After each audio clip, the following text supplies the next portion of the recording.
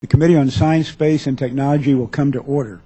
Welcome to today's hearing entitled Pathways to Exploration, a review of the future of human space exploration.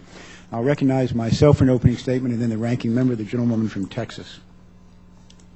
At a fundamental level, space exploration, the mission of NASA, is about inspiration. This inspiration fuels our desire to push the boundaries of the possible and reach beyond our own pale blue dot.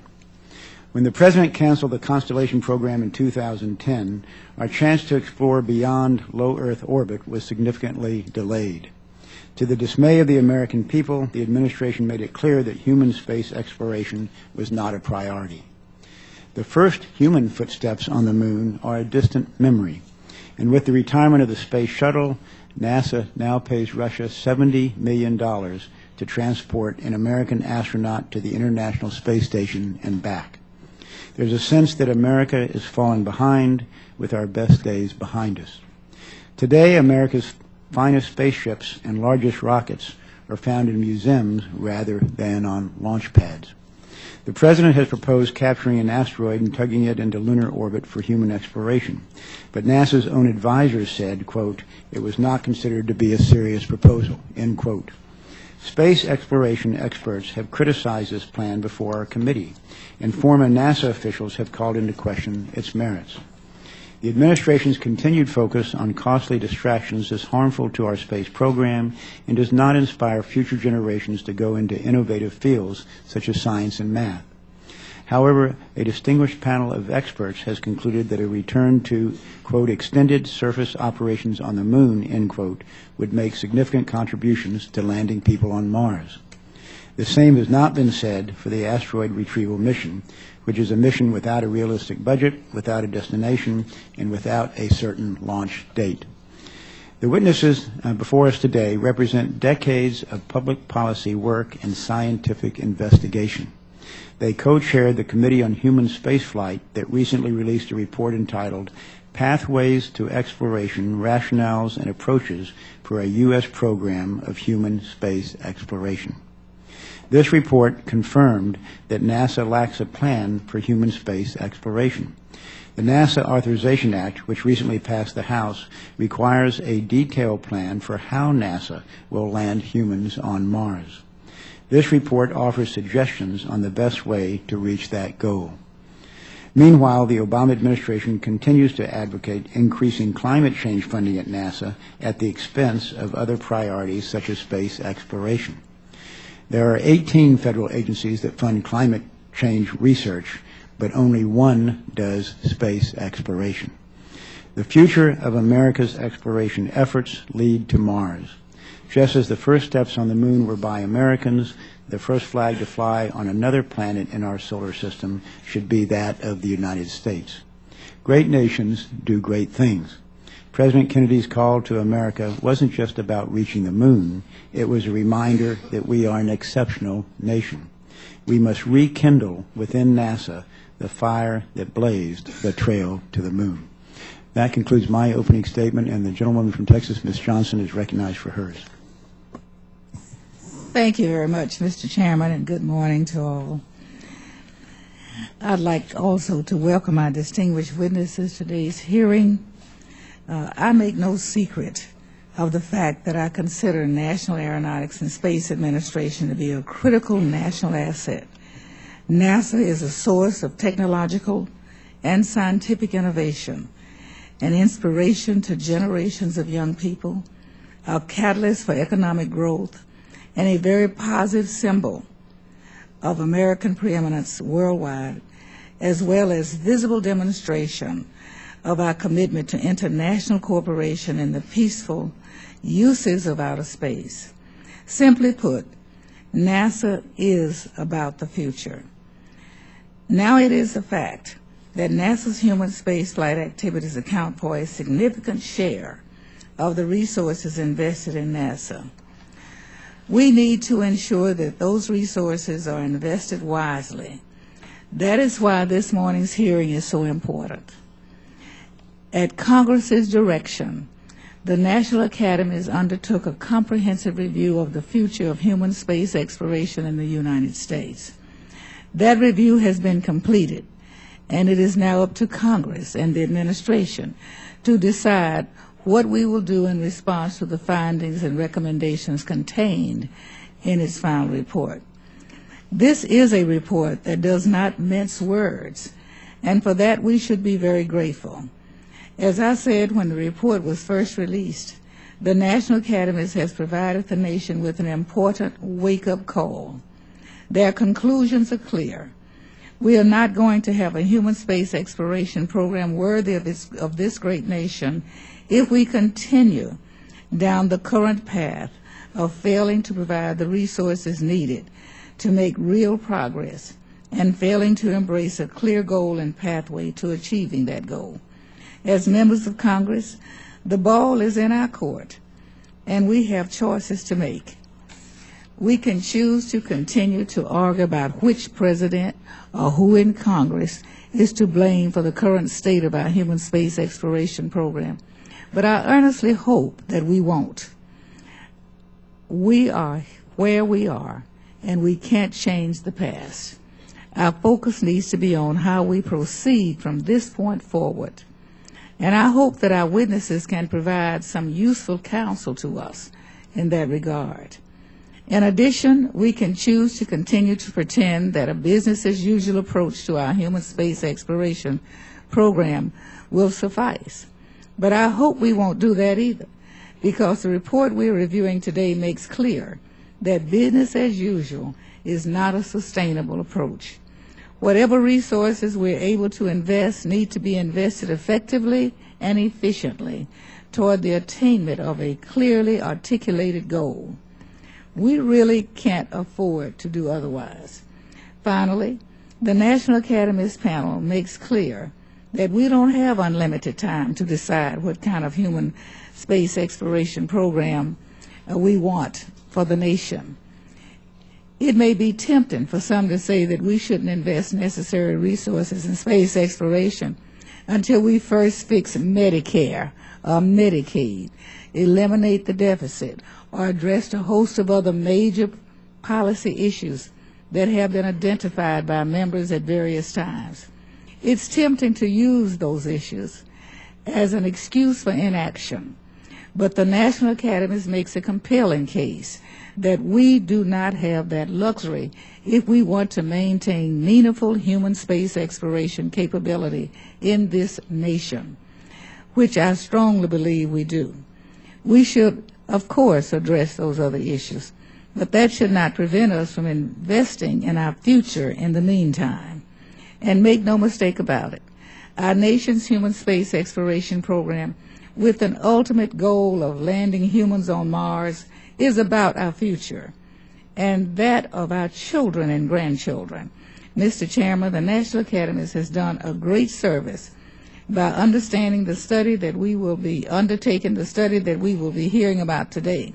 I hope that this morning's hearing will be the first step in achieving a revitalized and focused exploration program for America. I want to work with my colleagues on both sides of the aisle to do just that. In closing, I again want to welcome our witnesses, and I yield back the balance of my time.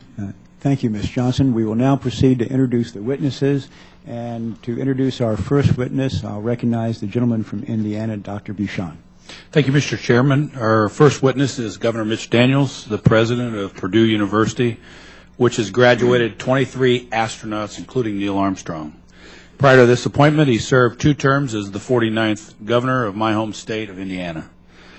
He also served as Chief of Staff to Senator Richard Lugar, Senior Advisor to President Ronald Reagan, and Director of the Office of Management and Budget under President George W. Bush. In addition to his strong record of public service, he has served as a Senior Executive at Eli Lilly, based in Indianapolis, among other positions he's held. President Daniels earned his bachelor's degree from the Woodrow Wilson School of Public and International Affairs at Princeton and his J.D. from Georgetown University Law Center. Welcome, Governor Daniels. Thank you, Dr. Buchan. I'll introduce our second witness, who is Dr. Jonathan Lamine, the Director of the Center for Radiophysics and Space Research and the David C. Duncan Professor in the Physical Sciences at Cornell University. He is co-investigator of the Juno mission to Jupiter and an interdisciplinary scientist for the James Webb Space Telescope. Dr. Lamine has chaired and served on committees for NASA and the National Science Foundation. He also is a member of the National Academy of Sciences and a fellow of the American Geophysical Union and American Association for the Advancement of Science. Dr. Lamine received his bachelor's in physics and astronomy from the University of Rochester and his master's and PhD in planetary science from the California Institute of Technology. We welcome you both today. It's nice to have two experts on the subject present, and Governor Daniels will begin with you.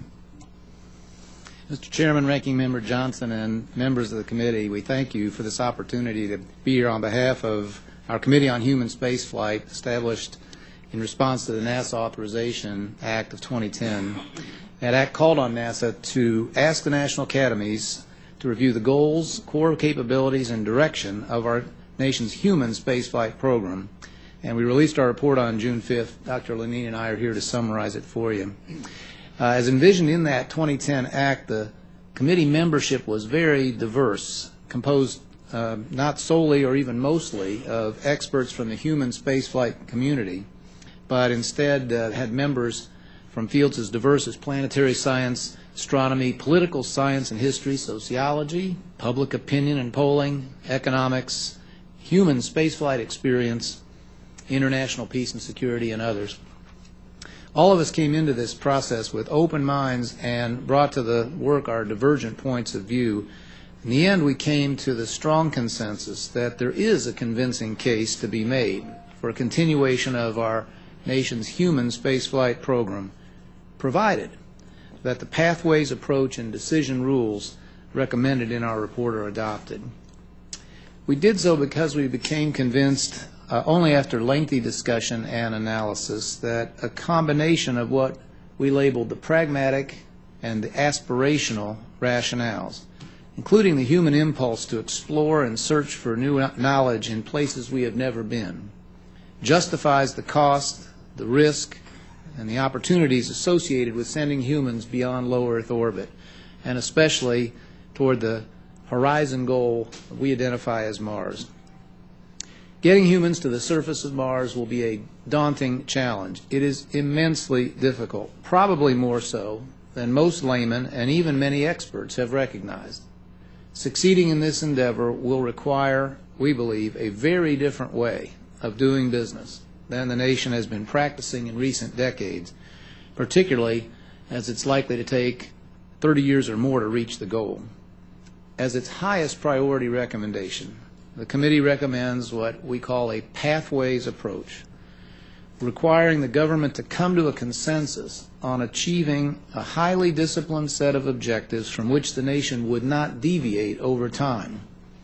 A pathway in this scenario would involve a predefined set of chosen destinations and milestones, each of which would generate technical and engineering requirements which, as much as possible, would feed forward into the next goal and eventually the horizon goal. The committee does not recommend any specific pathway. That's for you and for future leadership. But we do note in our report that any pathway that could successfully land humans on the surface of Mars would require funding above constant dollars. Pursuing unwaveringly the consensus choice of a pathway over the term of multiple decades required by and the sustained support of the advances required by the resulting exploration architecture are the keys to a sustainable approach to human space flight. Mr. Chairman, I can't stress enough how critical it is the nation take a new approach, different from the recent way of doing business in space. Work needs to begin soon on the most difficult and mission-critical technical challenges of any pathway to Mars. And out of many such challenges, our committee singles out Mars entry, descent and landing, in-space propulsion and power, and radiation safety for very special emphasis. In addition, we're in total agreement that achieving the goal of a human presence on Mars will require the U.S. to expand its partnerships with other spacefaring nations, including an openness to working with China with whatever safeguards might have to be put in place. Such international partnerships should include much greater cost sharing than our partners have provided up to now. And that can only happen if those partners are given the responsibility to provide substantial elements to the overall architecture, which they will help design and build.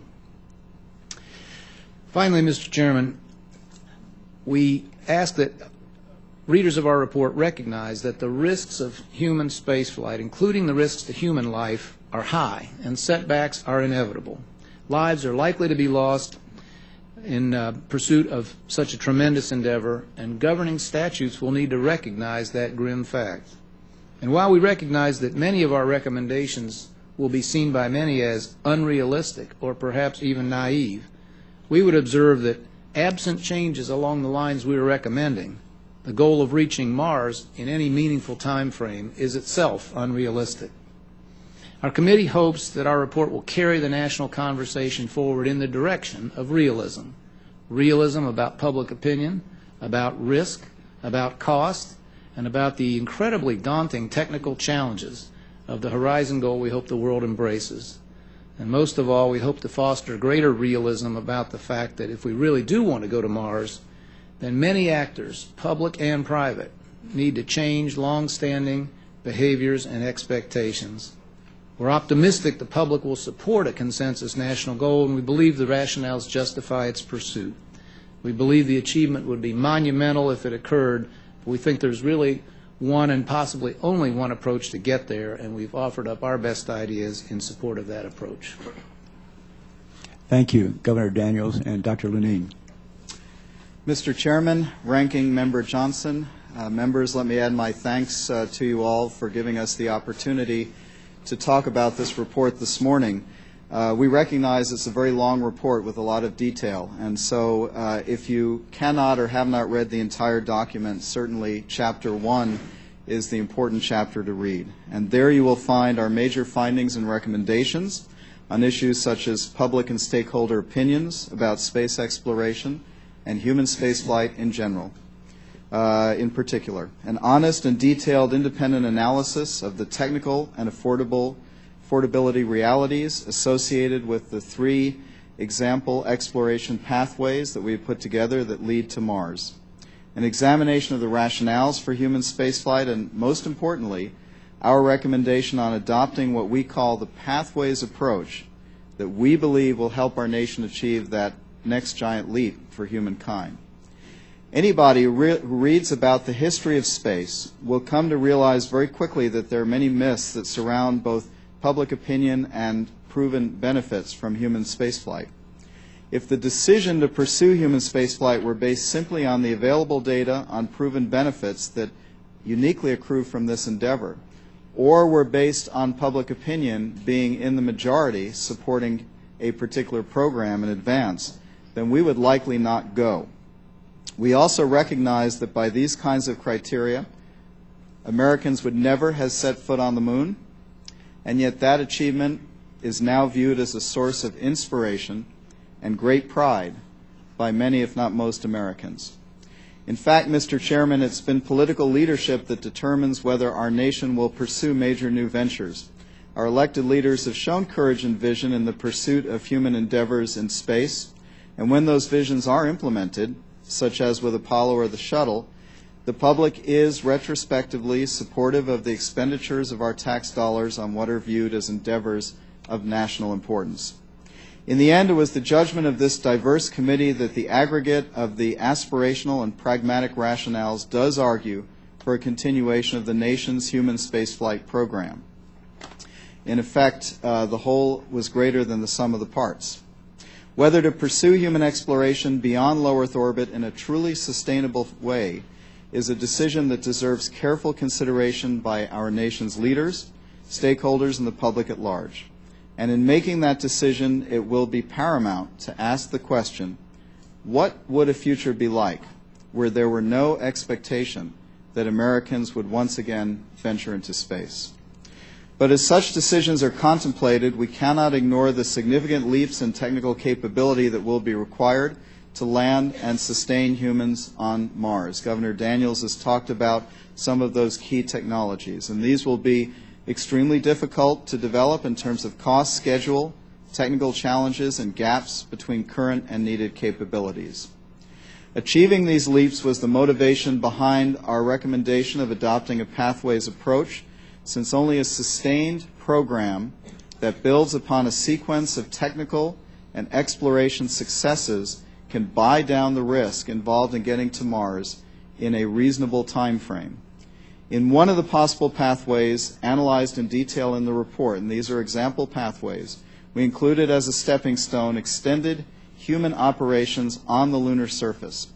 Our technical panel concluded, and the committee concurred, that extended surface operations on the moon, not Apollo-style sorties, but extended surface operations, would make significant contributions to reaching the Horizon goal through development and testing of key operational technologies. Mr. Chairman, Mars really is incredibly hard, and to reach that Horizon goal will cost decades, hundreds of billions of dollars, and human lives. To be a sustainable program, it will require a steadfast national commitment to a consensus goal, international collaboration, and a budget that increases by more than the rate of inflation.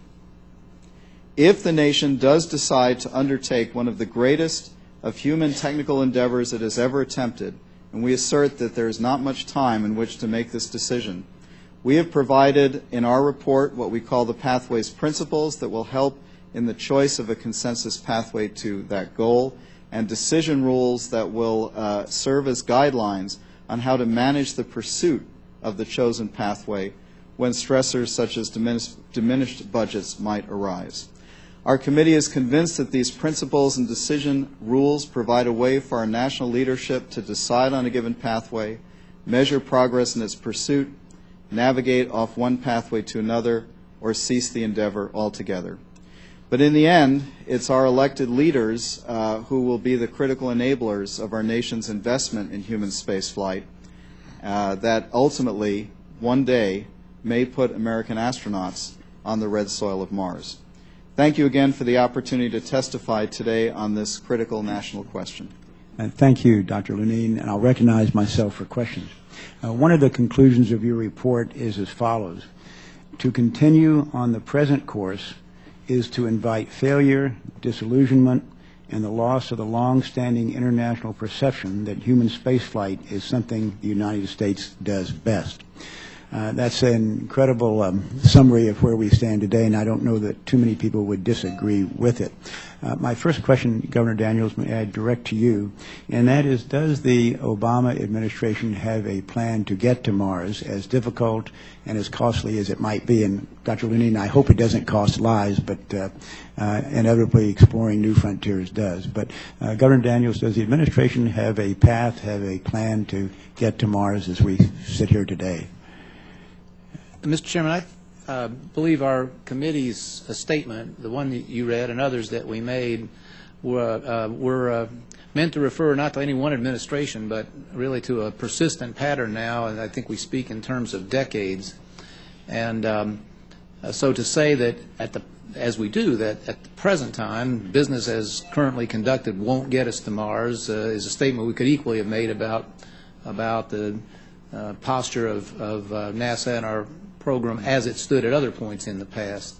And we do believe that it will be necessary, and sooner rather than later, for the nation, all of it, whatever administration's in authority at the time, the Congress as it's constituted at the time, NASA, and the private space community for that matter, to agree on an approach that, while it may not be everyone's favorite, everyone will agree to sustain and support over the lengthy time that will be necessary. And that we do not have today. Okay.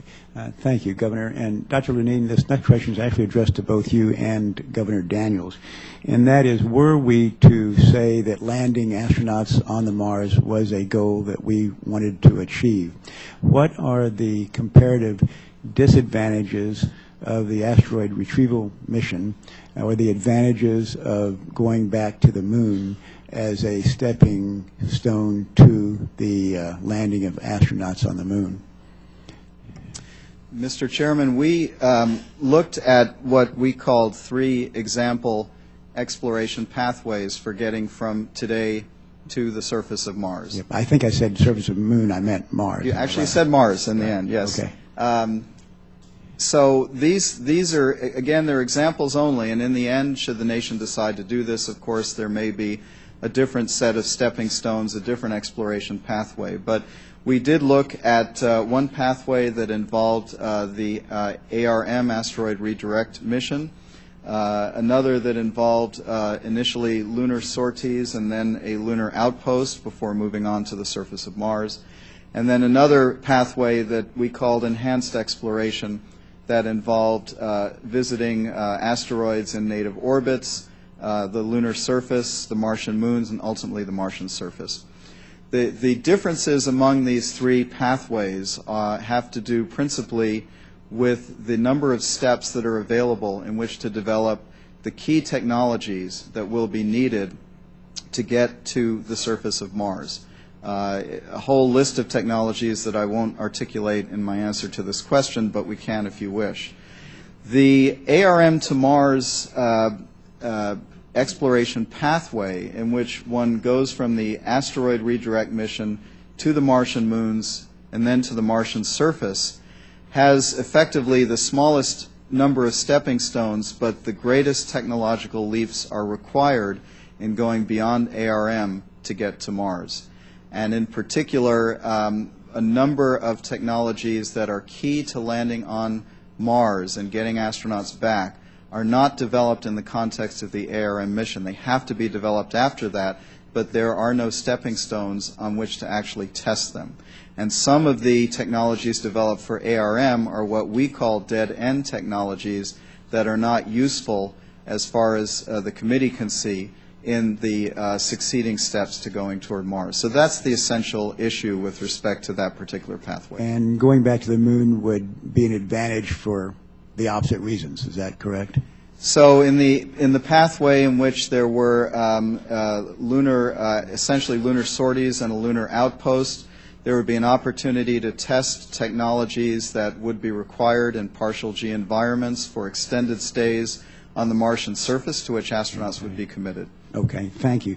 My time has expired, but I want to make one more point, and that is to focus on the most recent proposed budget by this administration for NASA, and to point out that the administration's proposed budget for NASA is $1.8 billion than the last budget under the Bush administration, which seems to me that the administration is not making space exploration a priority. That concludes my time, and the gentlewoman from Texas, Ms. Johnson, is recognized for her questions. Thank you very much, Mr. Chairman. It's almost comical to hear your last statement. It's the kind of struggle we had for reauthorization of NASA in this committee. It had nothing to do with the administration. But I want to say to the witnesses, first of all, do both of you stand by the report and the contents of the report? So you feel that it really is important for the nation to find a way to be involved in this kind of research? Now, Governor, I'm a product of a school of Indiana, St. Mary's at the University of Notre Dame, and I know you're not a spendthrift, and nor is Indiana as a state. And I'm from Texas, so you can take that for what it's worth. But if you really do think from this research that this is a goal that this nation should achieve, do you think it's important enough to convince the people on the other side of the aisle to help us to get going? Because it seems to me that if every day that we wait, we're wasting time. We have had people in the past who had that foresight that allowed this to happen. And we are realistically in a financial bind, but we cannot shut the door to our future. Tell me how you really feel about this. Well, I agree with, first of all, thanks for mentioning your St. Mary's credential. Now I've got another reason to admire you, Congresswoman. Okay. Now I know why you turned out so well. Thank you. Yes, emphatically, I do agree. I want to stress, I made mention in the short opening that I do believe all of us brought to the committee an open mind. We spent a lot of time asking the fundamental question that we were assigned: should the nation do this at all? And if so, on what basis? And that was not a reflex judgment, I don't think, by anybody, let alone the whole group. And I do share it, having listened to those discussions, all the witnesses, all the literature that we surveyed. And I also would observe, I think it's accurate to say that this is one issue, mercifully, that I don't think divides us particularly on partisan lines. I think there are people who are very enthusiastic that we heard from, who may disagree strongly about other things, and people who question the value, likewise, can be found in both camps. But we hope that our report makes a strong case for proceeding and lays out, however, in the most candid way we could, the preconditions for succeeding, which will be much harder, I think, for folks to come to terms with than the abstract idea of whether we should go and whether we're enthusiastic about somehow finding resources. Doctor. Well, I agree with Governor Daniels. I want to emphasize how broad the background of the committee members, in fact, is or was. This was not a committee of astronauts or aerospace engineers. We had historians, we had sociologists, we had business people. It was and very skeptical people, I have to say, right at the beginning. And I was somewhat myself skeptical that we could come to consensus. And in the end, this very diverse committee of experts came to a strong consensus on the conclusions of the report. And that, to me, I found quite remarkable. Thank you very much. I yield back, Mr. Chairman. Thank you, Ms. Johnson. And the gentleman from California, Mr. Rohrabacher, is recognized for his questions. Thank you very much, and I want to welcome our witnesses, especially Governor Daniels, who we've worked together in the past on many various projects that were successful. And now we want to make sure that we look at America's space program and see if we can give it some direction with what we've learned. Let me ask right off the bat, the study that we're talking about, did it come to a conclusion as to how much money it would cost for a Mars mission?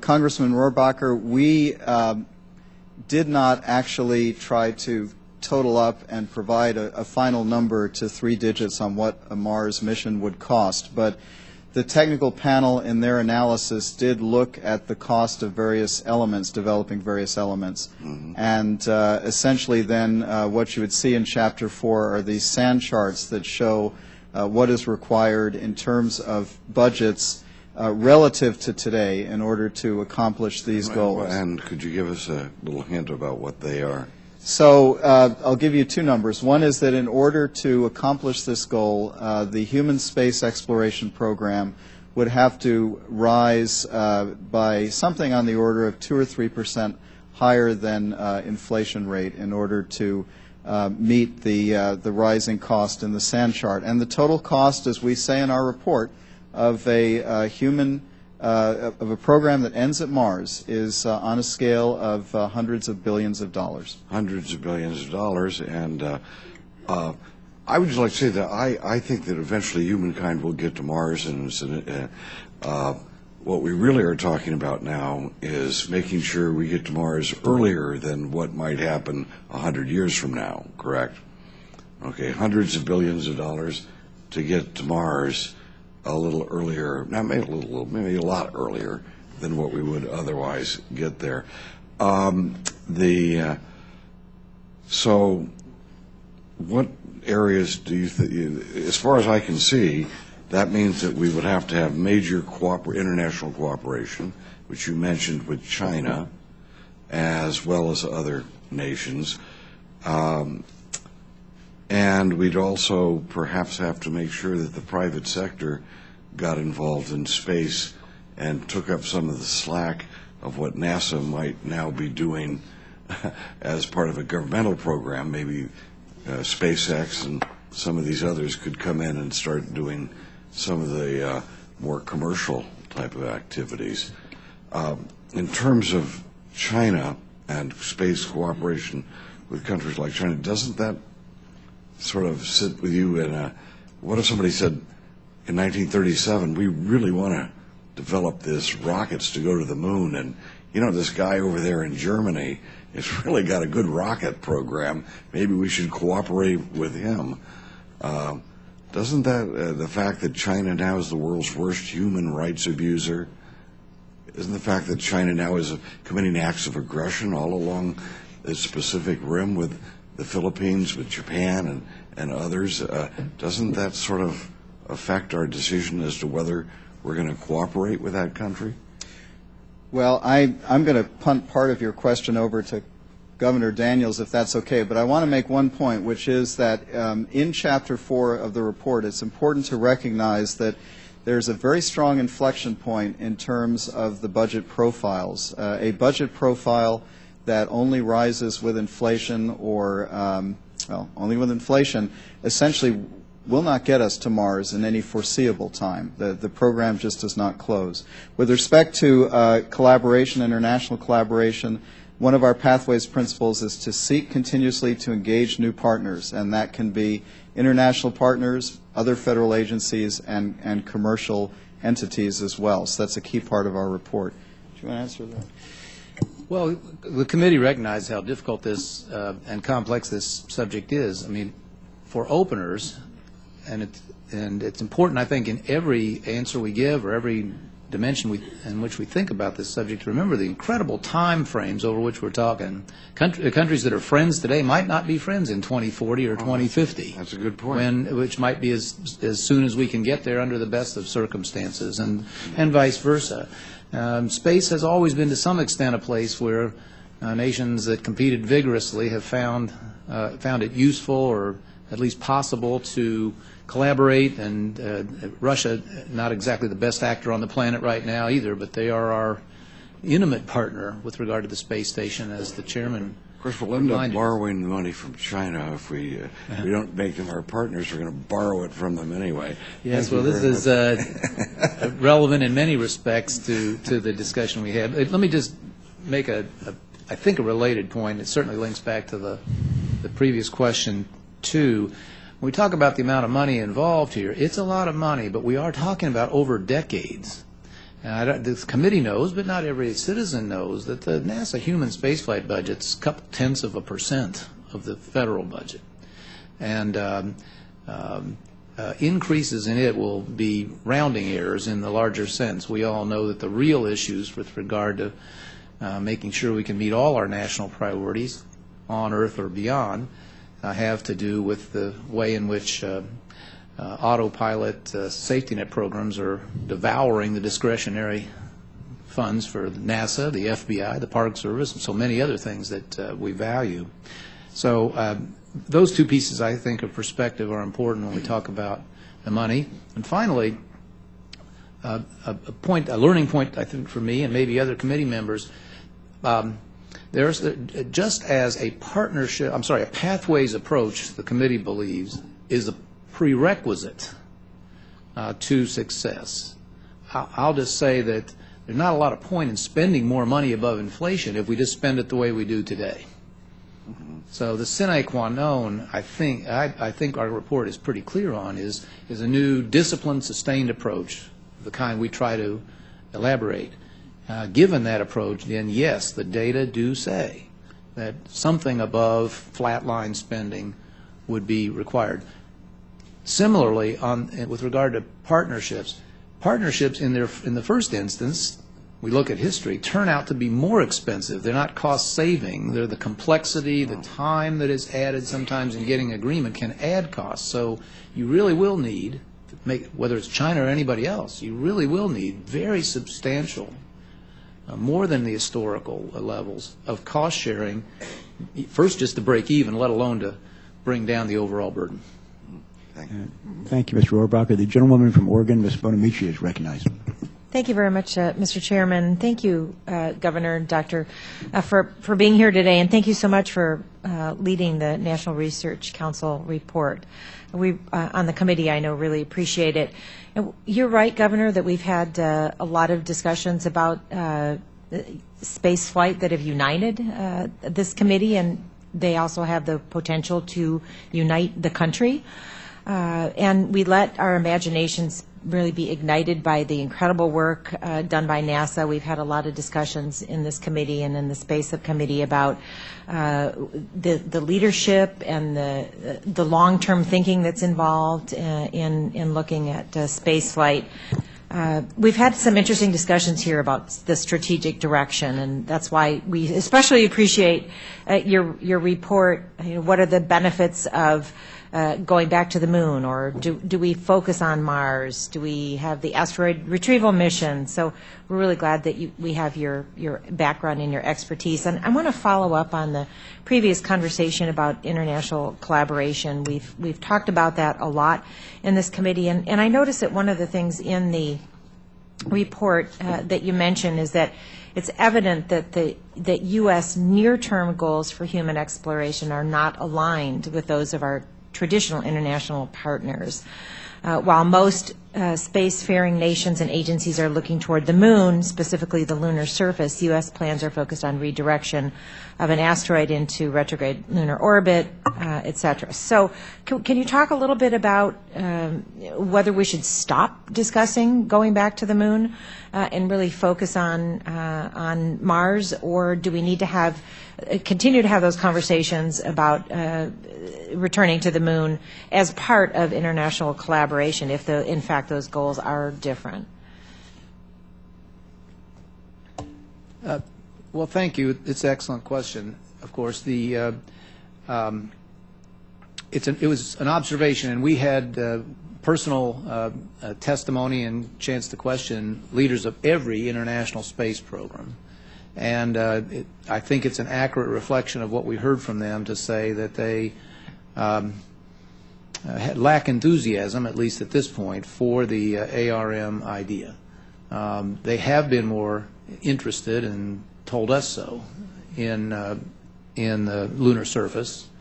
And my friend Jonathan talked in answer to a previous question about the reasons our committee saw some advantages to that. There were, going to the Martian surface, it might be extraordinarily helpful to have been on some surface first, as opposed to leaping there without benefit of that direct experience. I think that's part of the thinking of our international partners or potential partners as we heard it. But again, it wasn't in our charge, and it's not part of our report to make any specific recommendation. Only to say that at some stage, and we hope it's before long, the nation needs to pick such a route and stick to it. Thank you, and I want to try to get another question in. You, Dr. Lamine, you talked about the myths, and it was interesting to hear you say that if we relied on public opinion polling, things might be very, very different. I've talked a lot in this committee, and we've had a lot of discussions about part of the role of NASA is to inspire students to go into science fields. I also serve on the Education Committee. We have a lot of discussions about that. Can you talk about whether NASA is doing enough to really share its successes, its potential with the public? Because I tell you, when we're talking with our constituents, they don't understand all the benefits of space exploration, both in the short term and the long term, and historically. So are they doing enough? Is there more that can be done either through NASA or in other ways so that we can help to shift the public opinion and see the benefits? Thank you, Congresswoman, for that question. The myth I was referring to in particular with respect to public opinion is that during the development of Apollo there was large-scale public support for that program. And in fact, what our public and stakeholders outreach panel found is that that really was not the case. But in retrospect, the public supported that program, looking back on it, and the same seems to be true now for the shuttle. With respect to your second question, we did not look in detail at NASA's education and public outreach program as a committee, so I can't speak to that in the context of the report. My personal experience with NASA is that it does an excellent job of providing materials through the web and other means for the public to be engaged in space exploration of all types. And I've been a part of that to some extent, and I think that certainly a large part of what we do in space now is immediately accessible to the public through the web. That's great. May I add just a quick word? I think if the chair will allow. Go ahead. Thank you.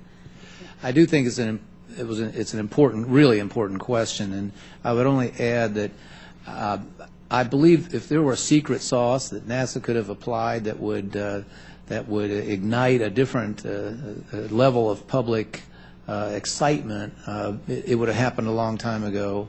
When we talk about realism about public opinion, we're just trying to look in a clear-eyed fashion at the data Jonathan just talked about, and really what it says is that this will require national leadership. Many things do. Many things are not many of the great achievements of this nation and this government have not been directly responsive to a previous public outcry. And so what we do find in the data is that where leadership occurs and then progress occurs, the public is proud and the public then responds very strongly. Thank you very much, and my time has expired. I yield back. Thank you, Mr. Chairman. The NASA Authorization Act of 2014, which just passed the House of Representatives by a near unanimous vote, includes a requirement that NASA develop a roadmap for the future of human exploration, which defines key milestones and decision points for an expanded human presence in the solar system. Would a formal roadmap for future missions be helpful for NASA? What types of information would you expect should be included in such a roadmap? And how can NASA practically incorporate your recommendations for a sustainable program into this roadmap? That question's for both of you. Congressman, the central core recommendation of our report, which is the Pathways approach, essentially consists of a very specific set of steps to a horizon goal. Now, in the sense that a roadmap would embrace those specific steps, yes, that would be useful. But I think that the Pathways approach goes beyond roadmaps, which often are things that have quite a bit of flexibility or some indefinite end to them, to a process where instead there is a definite horizon goal, and this committee recommends Mars. There are intermediate stepping stones, and those stepping stones have specific technological developments that are tied to them that are then needed ultimately for a landing on Mars, and also the stepping stones ahead of that, prior to that. And then the ability, if conditions do change, to make reasoned and rational changes in the pathway through a set of decision rules. So I see that as something more than a roadmap. I see that as, first of all, if the nation decides to commit to this, it is a very, how shall I say it, a very well-defined framework with pathways, with stepping stones, and with decision rules that have to be adhered to over years and decades in order to reach the final goal. It's a substantial undertaking, and it's more than a roadmap. Thank you. Governor Daniels, you want I think that's pretty well said. I would just, I suppose, emphasize that it will take a level of discipline that we have not, as a nation, shown. So, not picking on any one entity, person, branch, administration here. The discipline to adhere to the chosen pathway, whichever it is, over multiple administrations and a lot of turnover in Congress. It's not the natural state of affairs. We all know. We understand why, and that's why it'll be difficult to do. The discipline to abandon dead-end technologies that will not contribute meaningfully to the technical requirements of the next step or the step beyond. The discipline to rotate resources out of infrastructure that doesn't fit the pathway as soon as it's obvious that it doesn't. So these are, as I said earlier, a lot here that people, I think, can agree to in the abstract. Would be very, very call on us all to approach this in in a brand new way. But it's essential because the qualitative difference about this goal versus almost anything else we can think of is it takes 30 years or more to bring it off. Well said. The administration has consistently requested less funding for the Space Launch System and the Orion Crew Capsule than is needed to keep the programs on schedule and reduce programmatic risk. The funding for Earth science at NASA has increased by 63% since 2007, while the overall budget has been reduced. How does your report address large priority shifts of this kind at the agency, and how can Congress ensure that there is not an artificial need for an off-ramp simply because the administration starves exploration for other priorities? Well, I think the first step is that there has to be a national commitment to the ultimate Horizon goal. And if there is not that strong national commitment, then it's going to be difficult to pull off human exploration missions into deep space at all. We talk about Mars as the Horizon goal, but all of these require very strong commitment. These off-ramps are essentially termination points for such a program, and so again, it's, I think, a matter not so much of technical issues but political will to undertake a program like this that will cover decades. Governor Daniels? I think I'd just say that I don't think there's a lot of utility, right, in talking about this administration or any one administration. If we're going to make the national decision or set of decisions that we think's necessary for success here, it'll be something we will all have to confront in the years just ahead of us. And so it was said earlier, we are where we are, and that's my view too. It won't be just the next administration, the next Congress, whoever makes it up, but multiple ones. We hope there'll be a culture built in which there'll be a presumption of discipline, a presumption of sustaining the course that's chosen over all the difficulties and all the inevitable setbacks. All right, thank you. And lastly, I'd just like to take a moment to follow up on the questions the chairman asked about the ARM. Dr. Lamine, you stated that in the report the committee agreed that ARM would lead to dead ends on the pathway approach. I want to emphasize that statement and reiterate my thoughts that the ARM is a costly distraction, and I'm hopeful that NASA will take the recommendations of this report to heart. And that's just not my personal opinion. That seems to be the majority opinion of the scientific community. At this time, I'd like to recognize Ms. Wilson for 5 minutes.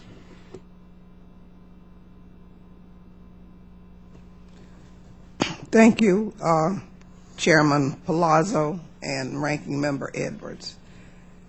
And I want to thank our Governor Daniels and Dr. Lamine for being here today and for your work as co-chairs of the Committee on Human Spaceflight. I agree with Governor Daniels' statement that human spaceflight should remain a major national priority, and I was glad to see your committee recognize the importance of NASA and human spaceflight. In Florida, my home state, the famous Kennedy Space Center has a special connection with NASA. Many of my constituents have visited the Space Center and were fortunate enough to visit at least one of our space shuttle launches. One of the hallmarks of this nation is our ability to dream big and to achieve the impossible. And NASA has exemplified this spirit for more than 5 decades. As members of Congress, we have the responsibility to keep this spirit alive. This means ensuring NASA has both the resources and guidance to continue reaching for new heights. To achieve NASA's far-reaching goals, long-term planning and sustained support are required. So I say let's keep working together in a bipartisan fashion to ensure NASA can continue its mission of discovery, technological innovation, and inspiration.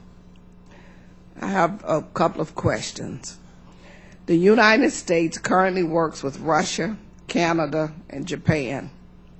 And these are the countries that participate in the European Space Agency on an international space station. In your report, you discussed the possibility of expanding international collaboration in spaceflight, including the potential of working with China. I recently visited China, and I was concerned. What lessons are there in our current collaboration that we can apply to future collaboration to ensure intellectual property and that classified information is adequately protected?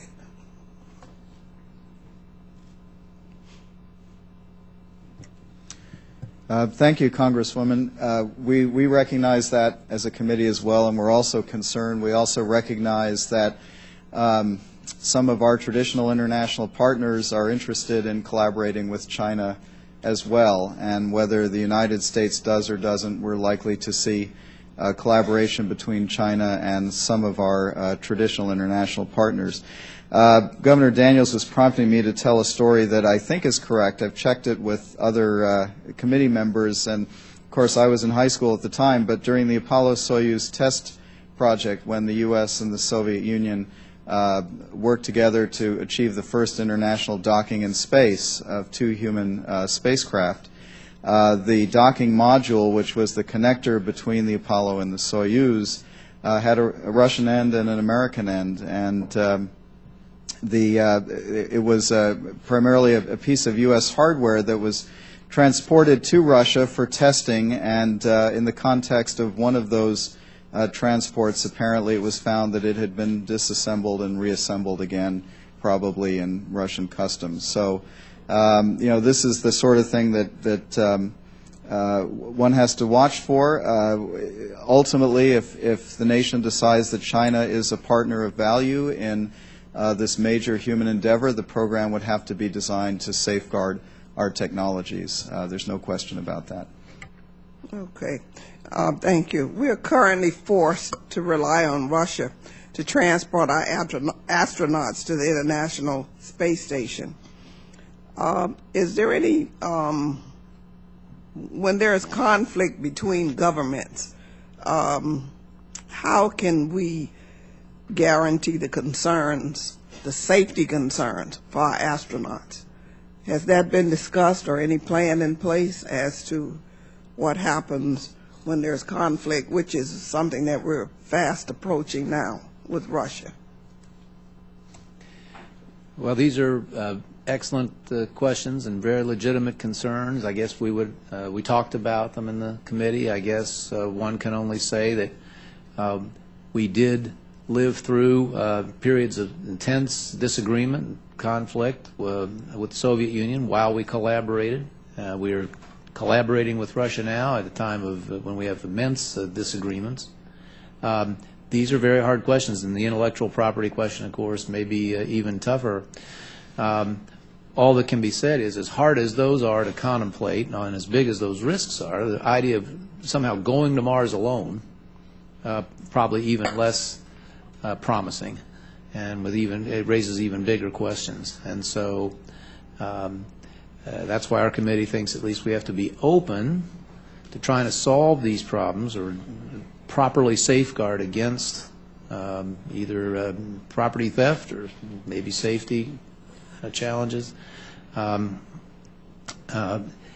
With regard to what is emerging as the other very vigorous, disciplined, purposeful space program on the planet. I now recognize Mr. Brooks. Thank you, Mr. Chairman. The Challenger catastrophe, as we all well know, you had one engine failure that had a catastrophic effect on all the other engines and resulted in the destruction of the Challenger space shuttle, including a significant loss of life. Now, your report on page 4-38 claims, quote, Falcon Heavy is designed to tolerate the loss of thrust from several engines and still complete its mission, thus enhancing mission reliability, end quote. Given that the Falcon Heavy requires 27 Merlin 1D rocket engines to operate, And given the Russian N-1 moon rocket, a system which failed 100% of the time, used almost the same number of engines, 30, please provide the analysis to back up the claim that the number of engines improves reliability. Isn't it likely that the SLS approach of using 2 proven booster engines and 4 proven core stage engines with over 40 years of space shuttle flight heritage will be significantly lower risk than a mission perspective, given that the risk of a catastrophic failure with 6 engines is less than a catastrophic failure with 27? Please comment.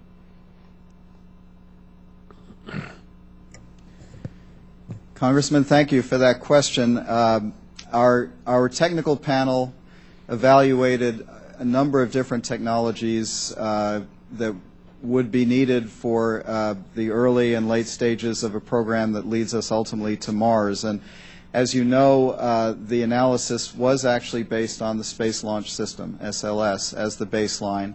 And in fact, all of the so-called design reference missions of record that were used by our technical panel to put together these exploration pathways, these example pathways, they all involve the SLS as the launch vehicle. The technical panel itself did look at other alternatives. It did include the Falcon Heavy in a brief discussion of the potential benefits and risks. But in fact, none of the scenarios that are actually in the document at present utilize the Falcon Heavy as the launch vehicle. If at some point this were to become an issue in terms of which launch vehicle to use, all of the scenarios that we have in Chapter 4 would have to be redone with Falcon Heavy in there. But beyond that, if you want more detail on how the technical panel arrived at that particular conclusion for the Falcon Heavy, we can certainly ask our technical panel chair to provide you some written answers to how they reached that conclusion. Thank you. Next question. NASA's Small Bodies Assessment Group has commented on NASA's current plan to redirect an asteroid and send astronauts to visit it. In one report, the advisory group stated, quote, "While the participants found it to be very interesting and entertaining, it was not considered to be a serious proposal because of obvious challenges, including the practical difficulty of identifying a target in an appropriate orbit with the necessary physical characteristics within the required lead time using existing or near to long-term ground-based or space-based survey assets," end quote. Do you agree or disagree with that assessment, and why? And if you feel that expounding is beneficial, please do so.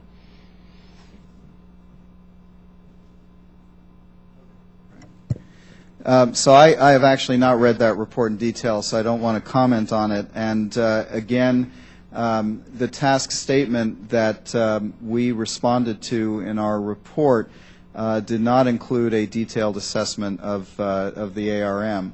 All I can say again is that in the context of the example exploration pathway where we included ARM, that particular mission developed several technologies that were then not useful for subsequent stepping stones on the way to Mars. In particular, the use of the solar electric propulsion, which is not sufficient to get humans to Mars, and the actual asteroid retrieval robotic vehicle.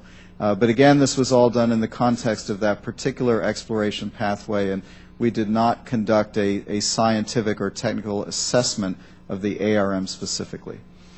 Yes, just to emphasize that it was not in our statement of task. In fact, I think it would have been a violation of the scope of our assignment if we had opined on the specific merits of any specific system or proposal.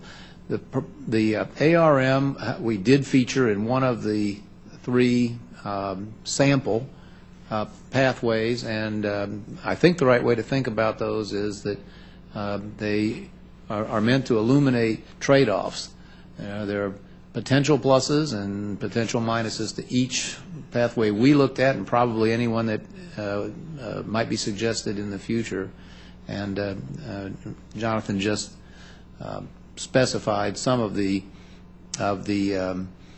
downside risks of a pathway, including the ARM. Thank you, Mr. Chairman. I now recognize the ranking member of the Space Subcommittee, Ms. Edwards. Thank you very much, Mr. Chairman, and thank you to our panelists today. You know, as I've been listening to the discussion, one of the things that occurs to me first is that I think that there is significant alignment between the House-passed authorization and the NRC's recommendations. I'm a little troubled by the description of the pathway as so distinct from the roadmap, because I think in this committee, as the chairman and I have envisioned what NASA would provide back to us, I don't see a lot of differences, frankly, in what you've outlined in your principles, but I view that as more semantics than anything, and we could certainly be more directive to NASA in that respect in terms of what it's going to provide back to this committee. I am curious as to whether you think it is appropriate for the committee to be prescriptive to NASA in terms of defining launch vehicles and specifications, interim destinations, and the like. I mean, you didn't do that in your panel report of experts, and so I'm curious as to whether you think that's an appropriate role for the Congress.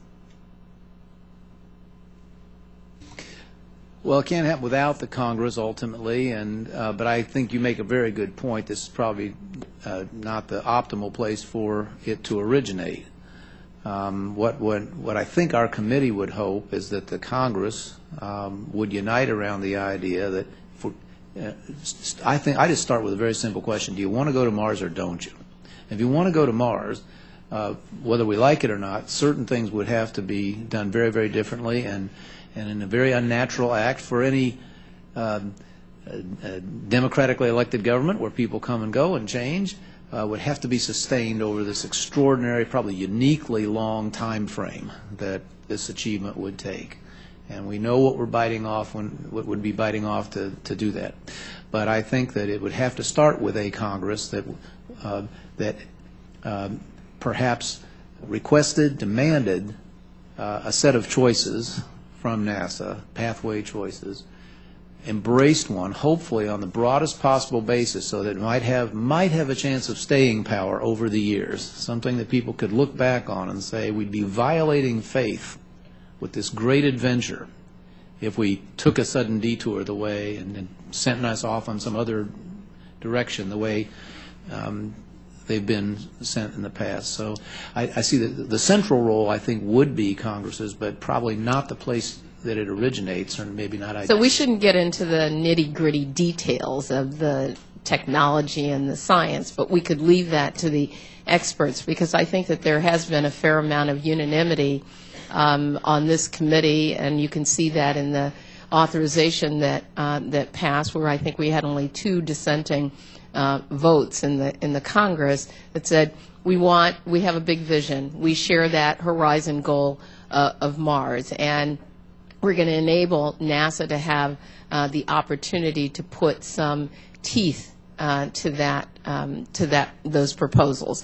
I want to ask you about budget, because if we all share that horizon goal, can you tell me, just sort of ballpark, if you will, a budget that you think would be reflective of that goal, so that we're, in the 20 to 30 year range instead of the 30 to 50 year range?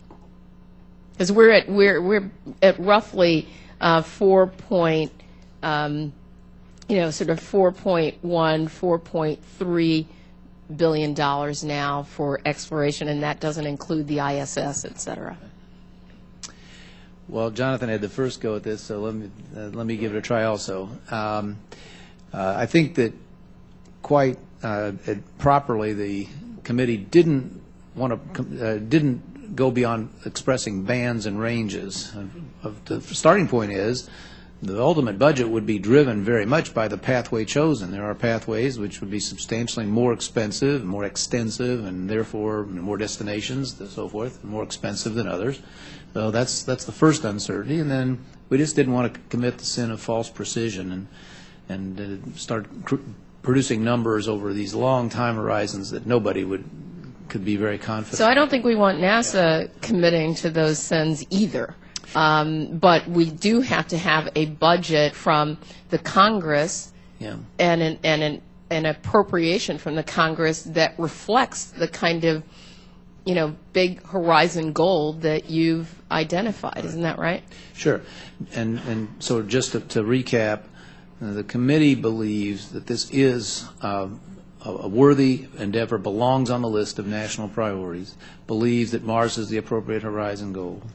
But just to reiterate something said earlier, the first and prerequisite step is the commitment to a pathway. Maybe if roadmap means pathway, that'd be great to know, because that would indicate this committee was maybe prepared to take this vital first step.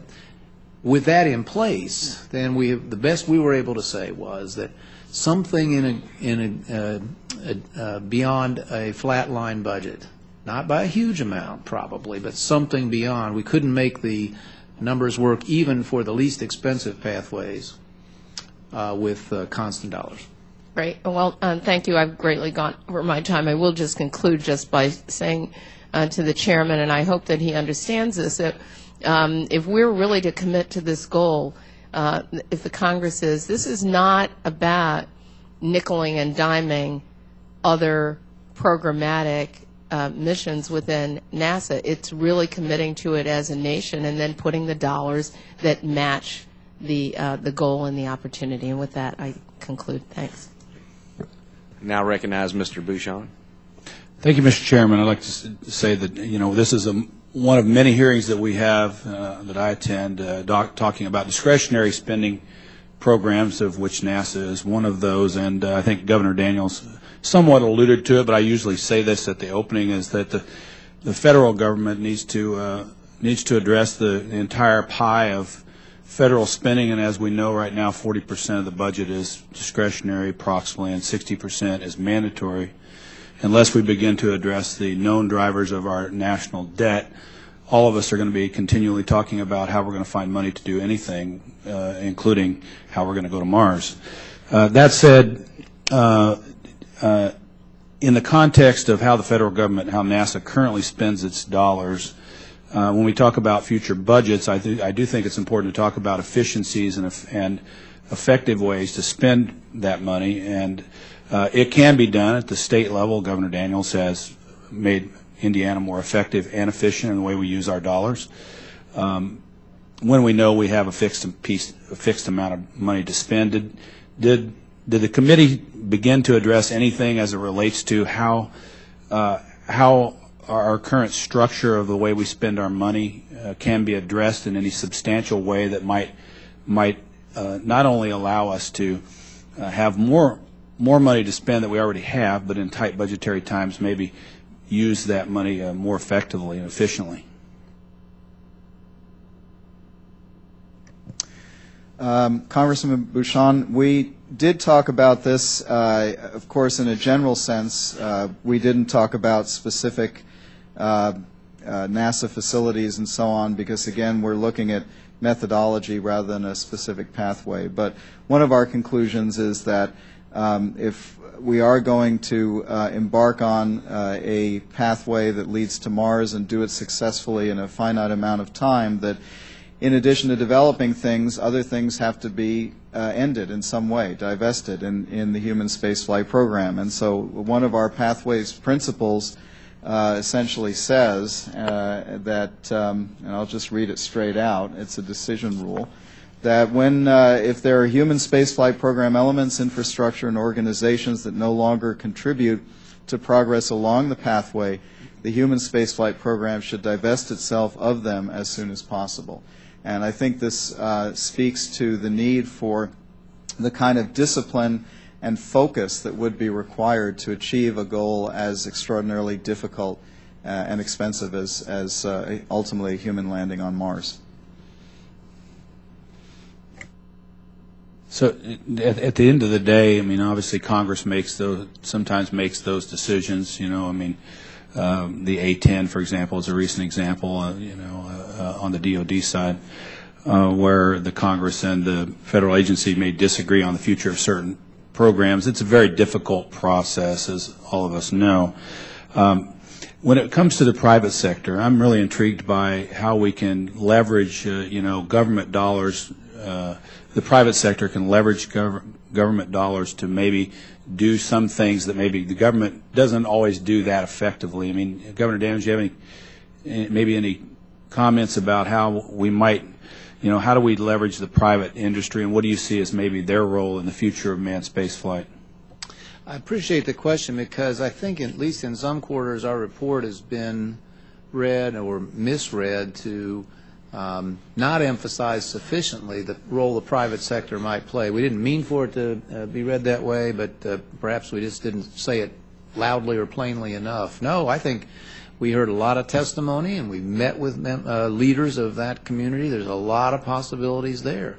And typically in this world, the greatest and most sudden, unexpected breakthroughs come from private enterprise, and very, very likely will again and again over all the decades that we have between here and the lunar and the Martian surface.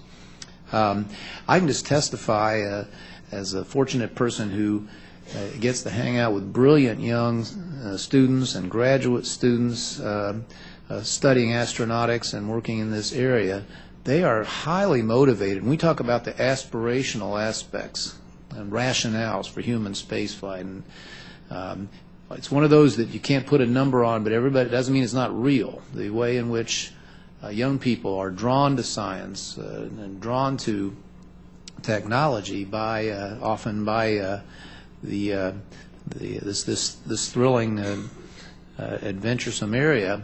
I can just tell you that the activity on the private side excites our students these days probably as much as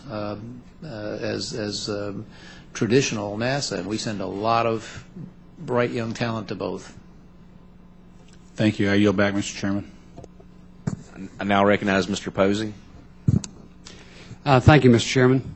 I want to thank both of you for your service and your interest in space and your testimony here today.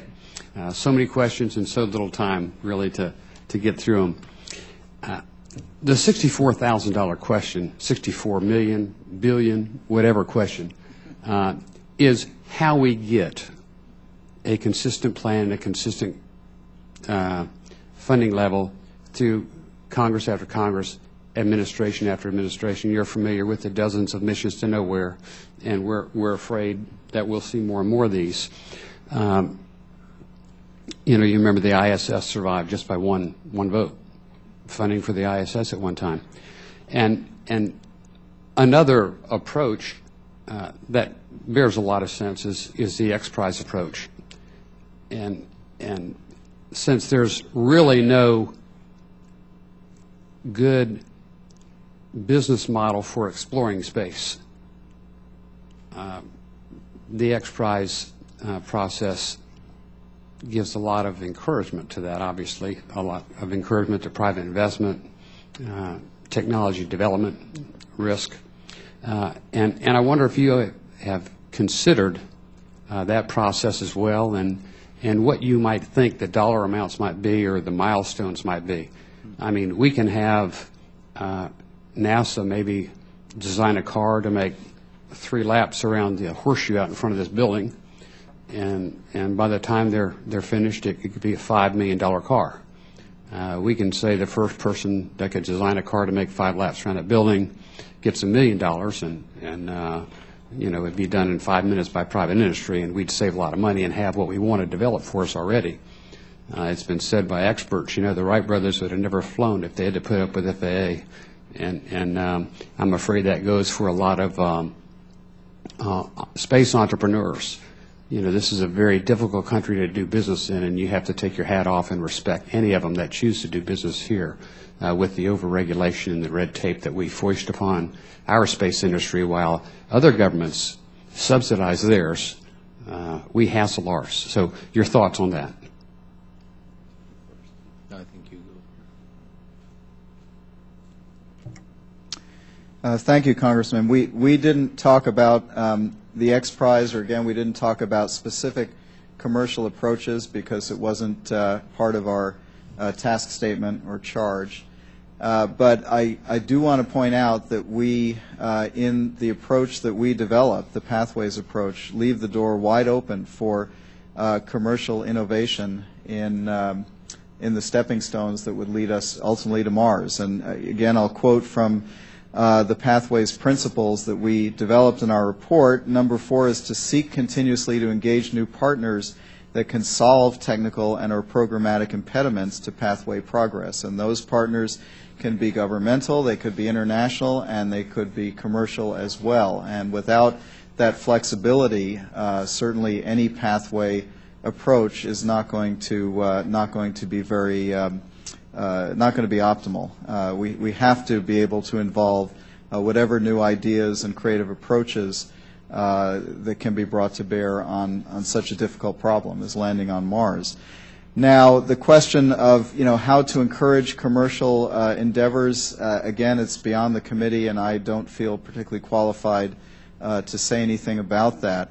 I will say, though, that the overall problem of sending humans to Mars and landing them on Mars, even through this stepping stone approach where you do this in progressive steps that are manageable enough that there's a reasonable chance of success for each one, is such a huge endeavor that it must involve the U.S. government as the primary mover of this whole endeavor, just because of the size and scope.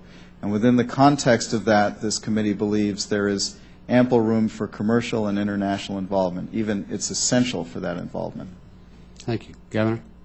Nothing to add. I think that's right. what I said. And Governor, you've seen one administration after another deal with one House and one Senate after another. Right. What do you think the common denominator might be to tie this together? We're all searching for that continuity. Everybody, no matter what direction they're coming from in space, said, hey, you need to have a plan. You all need to stick to a plan, and it needs to be a long-range plan, not plan du jour. It needs to be a long-range plan, and we just can't find that glue that will tie that together. You put your finger, of course, on the central dilemma. I said in the opening, our report says in almost the same words that we recognize that calling for an approach like this flies in the face of everything back to the 70s, I suppose. Yeah. But we also say that if it seems unrealistic to believe that sort of unity and that sort of continuity could be brought off in our system, then you might as well face up that Mars itself is unrealistic. Yeah. Now, I'm going to engage in some wild wishful thinking here.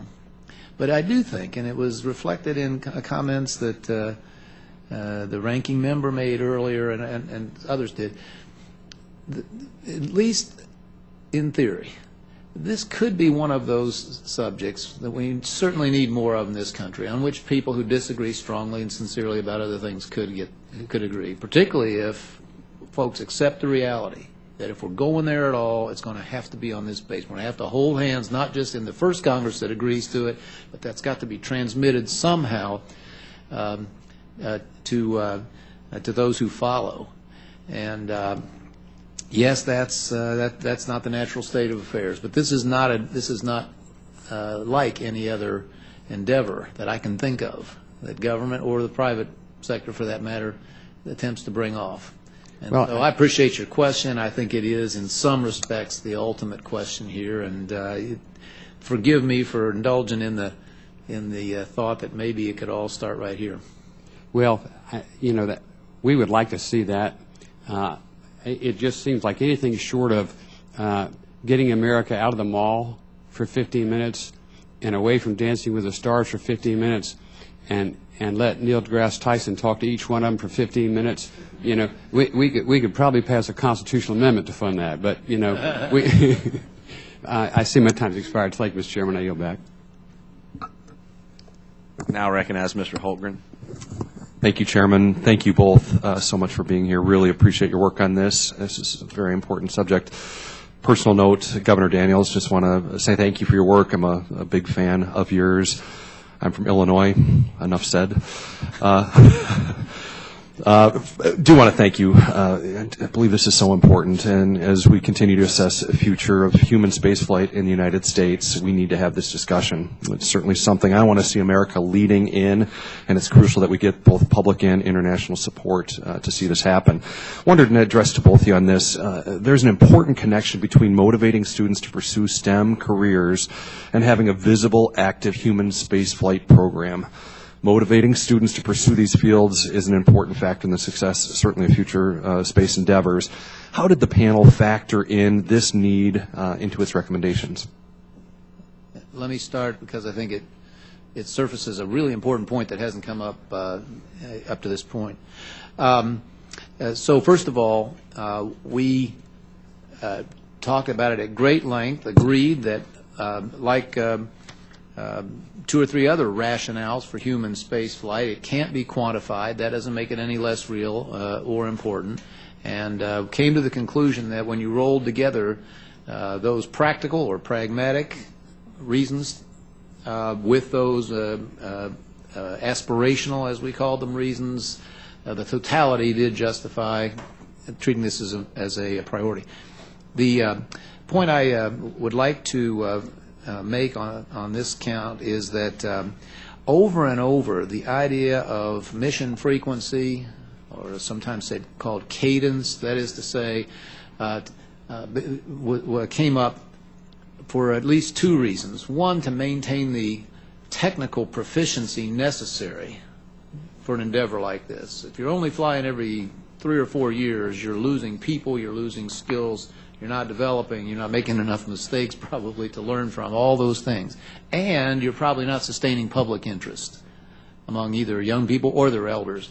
And so if you do spend some time in the report, you'll see frequent references to this matter of mission cadence. And I just wanted to use your question as an opportunity to raise it here. Thanks. Yeah, and if I could just add briefly, Congressman, your point is very important. This is one of the pragmatic rationales that we talk about in the report, is stimulating and inspiring students as well as citizens in general. And you know, the counterfactual of what would happen if there were no human spaceflight program in terms of what the next generation of aerospace expertise would look like in this country, obviously that would not be a positive change. Yeah, and I agree so much with you. We have to remember back to the 60s of, you know, the inspiration that was there, but also the benefit, multiple benefit, years and years, decades of advancement in that single decade in medicine and other areas because of the inspiration that was there.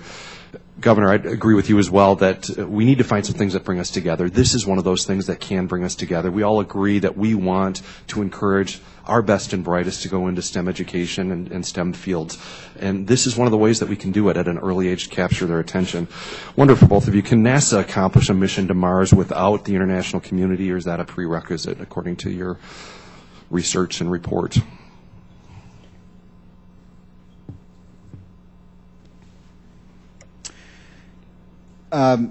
From the point of view of the committee's deliberations, in principle the U.S. could do it, but it would be extremely costly, and for a number of different reasons, having significant international collaboration, and here we're talking about international collaboration on a scale in terms of percentage contributions that we have not even seen with the ISS. From a number of standpoints, international collaboration is extremely valuable, both from the point of view of bringing new technical expertise, support on an international basis for these types of activities, and the symbolism of going forward with international partners to a new goal. All of these things make international collaboration highly desirable in this endeavor. Yeah.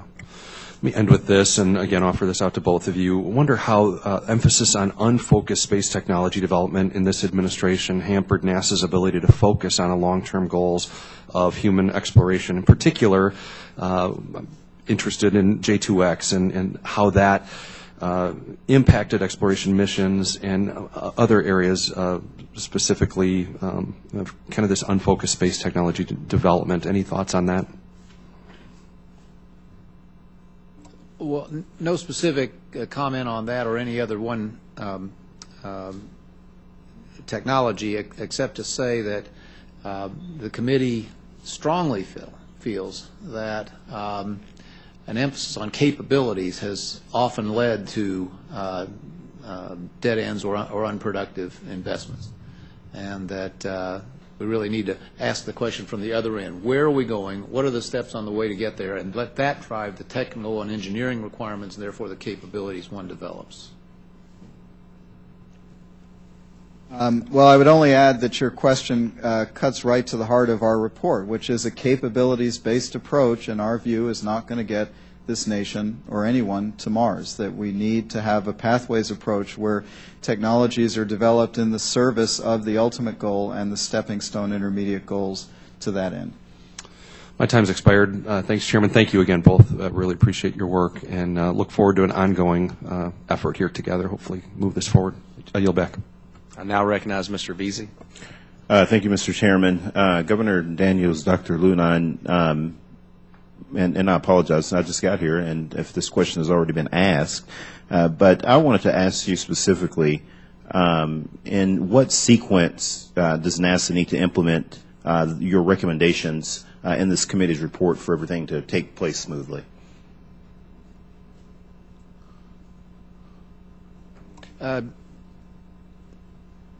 Well, the sequence I think that matters most, Congressman, is the commitment to a pathways approach, and the selection of a pathway, followed by the commitment to sustain funding for that pathway. I would put them in that order very purposefully, because we did talk a little earlier. More money spent in the way we've been doing for the last several administrations probably doesn't advance things very far.